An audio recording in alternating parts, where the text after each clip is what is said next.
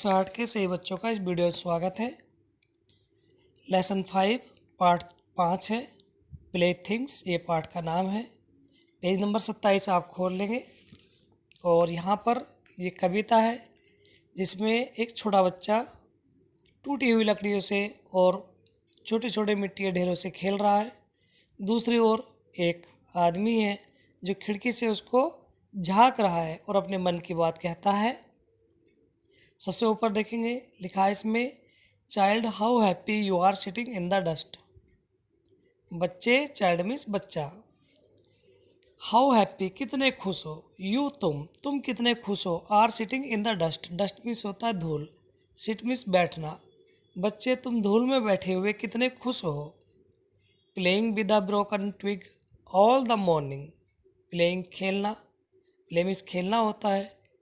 Broken means टूटी हुई, twig means टहनी। मॉर्निंग मीन्स सुबह, कि आप सुबह से ही टूटी हुई टहनियों से खेल रहे हो। I smile at your play with that little bit of broken twig. I am busy with my accounts adding up figures by the our.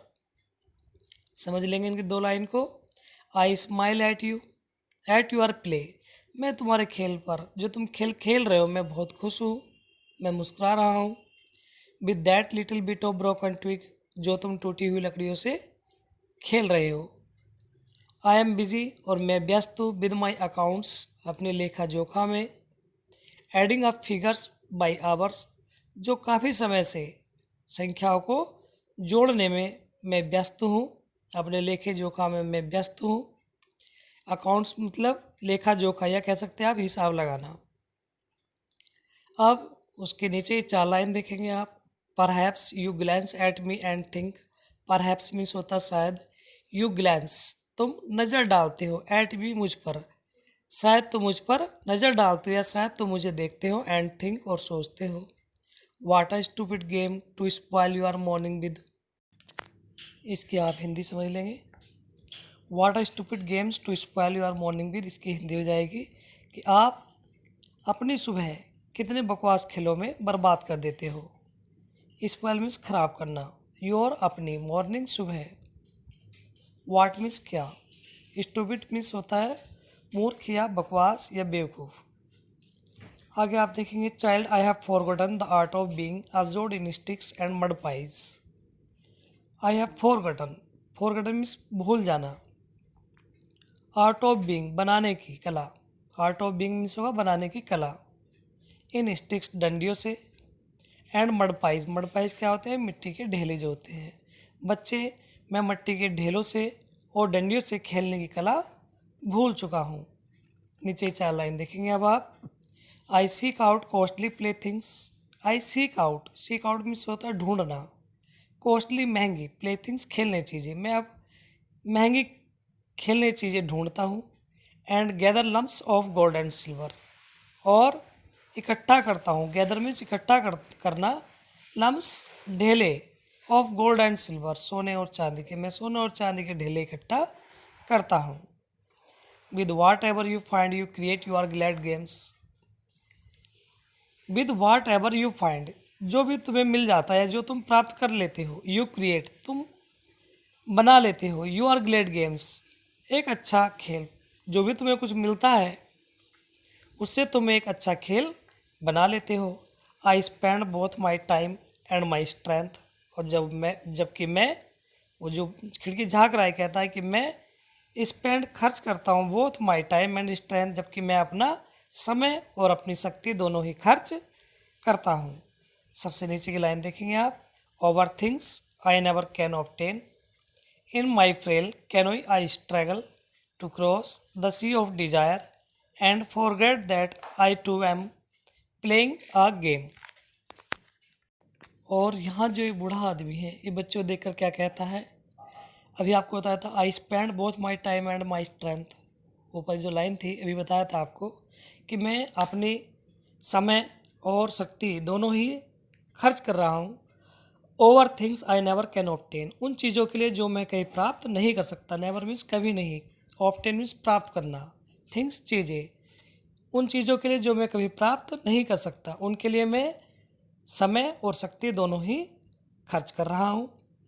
In my frail canoe I struggle to cross the sea of desire. In my frail canoe, frail means कमज़ोर, canoe means हल्की नाव। मैं अपनी हल्की और कमज़ोर नाव में, I struggle में संघर्ष कर रहा हूँ। स्ट्रगल मीन्स संघर्ष, टू क्रॉस पार करने का, the sea of desire, desire means इच्छा, सी मीन्स समुद्र। मैं इच्छा के समुद्र को पार करने का संघर्ष कर रहा हूँ। And forget that I too am playing a game. And forget और भूल जाता हूँ, दैट मीन्स कि I too am playing a game, कि मैं भी एक खेल खेल रहा हूँ। इस कविता में जो भी आगे वर्ड मीनिंग दी हुई है आप अपनी कॉपी लिखेंगे, और जो प्रश्न उत्तर और अभ्यास कार्य अब आप उनको अच्छी तरह से समझ लेंगे। सभी बच्चे पहला प्रश्न देखें यहाँ पर, where was the child sitting. जो बच्चा वो कहाँ बैठा हुआ है, तो आपको पढ़ाया था कि धूल में बैठा हुआ था, धूल को हम कहते हैं डस्ट।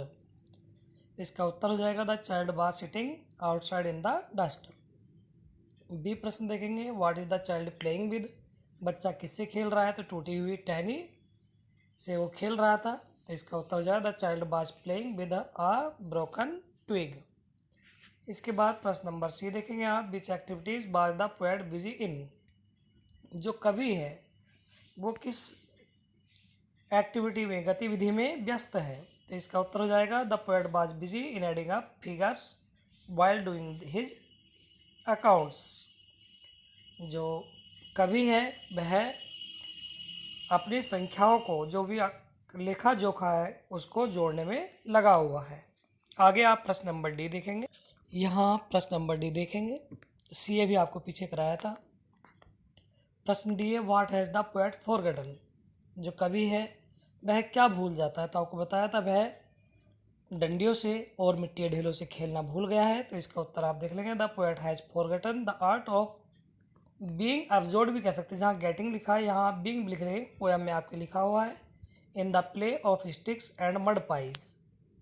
प्रश्न number A, what did the poet struggle to cross. जो कवि है वह किसे पार करने के लिए संघर्ष कर रहा है, तो इसमें इसका उत्तर देख लेंगे आप, the poet struggle to cross the sea of his desires in his big canoe. यानी कि वो अपनी कमज़ोर नाव में अपनी इच्छा के जो समुद्र है उसको पार करने के लिए संघर्ष कर रहा है। प्रश्न नंबर एफ देखेंगे आप, what do you understand by the phrase the sea of desire. जो वाक्यांश दिया हुआ है द सी ऑफ डिज़ायर, इससे आप क्या समझते हो, तो इसका आंसर देखेंगे आप, every grown up man seeks many desires and keeps roaming on his big boat trying to fulfil all the desires that are a never ending sea. आगे सही बच्चे पेज नंबर 28 पर देखेंगे, आपका वर्ड पावर लिखा हुआ है। नंबर 1 पर write two rhyming words for the words given below.